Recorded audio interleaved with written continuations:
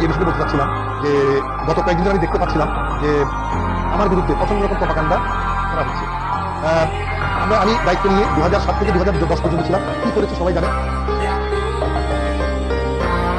পরে 2007 সালে দীর্ঘ এই পরিক্রমায় ঘরোয়া এবং আন্তর্জাতিক টুর্নামেন্টগুলোতে ব্যক্তিগত আর দলগত ইভেন্টে দেশকে একাধিক পদক এনে দিয়েছে সম্ভাবনাময় খেলাটি। আর্থিক সংকট, নানা সমস্যার মাঝেও সব ধরনের প্রতিযোগিতায় রয়েছে উশু খেলোয়াড়দের অংশগ্রহণ।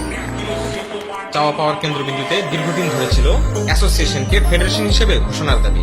আমাদের অ্যাসোসিয়েশন থেকে ফেডারেশন করা দরকার এই মুহূর্তে। মাইটিভির অনুসন্ধানী প্রতিবেদনের পর নড়ে চড়ে বসে ক্রীড়া পরিষদ উশু অ্যাসোসিয়েশনকে স্বীকৃতি দেয় ফেডারেশন হিসেবে। এই ফেডারেশন হিসেবে স্বীকৃতি পাওয়ার ক্ষেত্রে মাইটিভি একটি উল্লেখযোগ্য ভূমিকা পালন করেছে। আমি মাইটিভি পরিবারকে বাংলাদেশ উশু ফেডারেশনের পক্ষ থেকে আন্তরিক শুভেচ্ছা এবং কৃতজ্ঞতা প্রকাশ করছি। ফেডারেশন ঘোষণা হওয়ায় খুশি উশু খেলোয়াড় এবং প্রশিক্ষকরা, জানান ভবিষ্যতে দেশকে আরো ভালো কিছু দেওয়ার আশাবাদ। আমরা অ্যাসোসিয়েশন থেকে এখন ফেডারেশন হওয়াতে আমরা খুব আনন্দিত।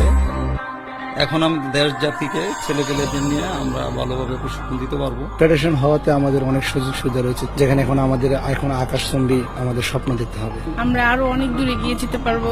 এখন ফেডারেশনের সাপোর্টে আরো সামনের দিকে আরো ভালো কিছু করতে পারবো। যদি সরকার আমাদের ভালোভাবে সুযোগ সুবিধা দেয়, আমি দেশের জন্য কিছু করার চেষ্টা করবো। আমি দায়িত্ব নেওয়ার পর যখন ন্যাশনাল চ্যাম্পিয়নশিপ আমরা আয়োজন করতে যাই, দেখি যে ন্যাশনাল চ্যাম্পিয়নশিপে যে 20 বছরের একটি সংগঠনের ন্যাশনাল চ্যাম্পিয়নশিপে প্লেয়ার আসতেছে মাত্র 250 থেকে।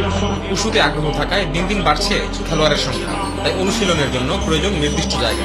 এরপরে 24-এর পরে দেশে যখন একটা দেশজন চরম অরাজকতায় চলে গিয়েছিল, দেশের রাষ্ট্রপ্রধান থেকে শুরু করে দেশের যারা দায়িত্বে ছিল তারা দেশটাকে লুটে খেয়েছে, দেশটাকে ধ্বংসের দ্বার প্রান্তে নিয়ে গিয়েছিল।